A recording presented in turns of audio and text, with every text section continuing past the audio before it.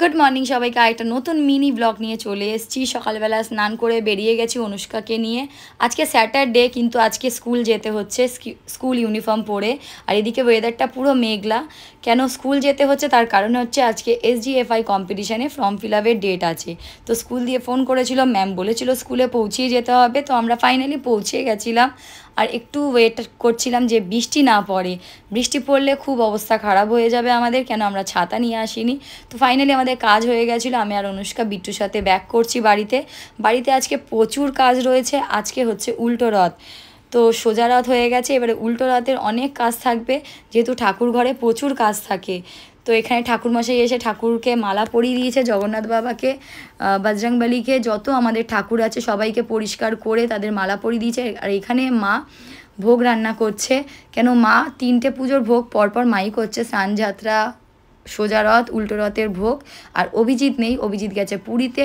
আর এখানে আমি রান্না করে নেবো খিচুড়ি, যে ঘরের লোকের খাওয়া দাওয়ার যে খিচুড়িটা সেটা আমি করব। আর বেলিদি চচ্চড়িটা করে দিয়েছে। এখানে মামুন সব গুছিয়ে রেখেছিল, আলু, টমেটো, কাঁচা লঙ্কা, তারপরে ডাল সেদ্ধ করে রাখা ছিল, গোবিন্দভোগ চালটা ধুয়ে রাখা ছিল। এদিকে বেলিদির চচ্চড়িটা হয়ে গেছে, আমি বেগুন ভেজে নিয়েছি, পাঁপড় ভেজে নিয়েছি। ততক্ষণে ঠাকুরেরও যে ভোগটা রান্না হচ্ছিল সেটাও হয়ে গেছে। এখানে আশাদি বেড়ে দিচ্ছে ঠাকুরমশাইকে। তো মায়ের রান্না কমপ্লিট হয়ে গেছে। পায়েস, ভাজা, 5 রকম না রকম ভাজা ছিল, আর খিচুড়ি ভোগ ছিল, আর মালসা ভোগ দেওয়া হয়েছিল, কাঁঠাল দেওয়া হয়েছিল, সমস্ত রকম ফল কেটে মিষ্টি এনে গুছিয়ে বাবাকে দেওয়া হয়েছিল। কি সুন্দর লাগছে। আমার যে জগন্নাথ, বলরাম, সুভদ্রা আছে তাদের 3জনকে ভীষণ ভালো লাগে। আমার তো খুব ইচ্ছা করে যে আমি কোলে নিই, কিন্তু তাদেরকে আমি ধরতে পারি না বাবা, তারা ওখানেই ভালো লাগে, সেজে গুজে থাকে। আর এদিকে ঠাকুরমশাই পুজো স্টার্ট করে দিয়েছে। অনুষ্কার অভিরাজেরও যেহেতু স্নান হয়ে গেছে সকালবেলায়, তো অনুষ্কাকে বললাম ড্রেস চেঞ্জ করে চলে আসতে। স্কুলের ড্রেস চেঞ্জ করে ও চলে এসেছিলো। এখানে ওকে দিয়ে একটা কাজে বসিয়ে দিয়েছিলাম, কাশি বাজাতে।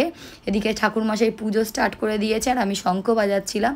আরতি হচ্ছিল, সবাই মিলে দাঁড়িয়ে পড়লাম, ঠাকুরকে নমস্কার করলাম, আর বললাম সবাইকে ভালো রেখো, সবাইকে সুস্থ রেখো, সবার ভালো কাটুক। তো যাই হোক, আমার তো খুবই ভালো লাগছে যে আমার ঘরে এরকম একটা পুজো আমরা করতে পারছি। যাক, বছরের পর বছর, প্রত্যেক বছর তোমাদেরকেও দেখাতে পারবো যে আমার ঘরে রথের পুজো হচ্ছে। তারপরে আমাদের লাঞ্চ করার পর সন্ধেবেলায় আবার ঠাকুরমশাই চলে এসেছিলো, মায়ের বান্ধবীরা এসেছিলো, উজ্জ্বলা এসেছিলো, আমার মেজো মাসি এসেছিলো, সবাই মিলে সন্ধে আরতিতে ছিলাম আমরা। খুবই ভালো লাগছে, সিরিয়াসলি বলছি। যারা আমার জগন্নাথটাকে দেখছো তারা বলো যে জগন্নাথটা কেমন লাগছে। তো আমাদের তো খুবই ভালো লাগে। তো আজকের ব্লগটা এত অবধি রাখলাম, বাই বাই।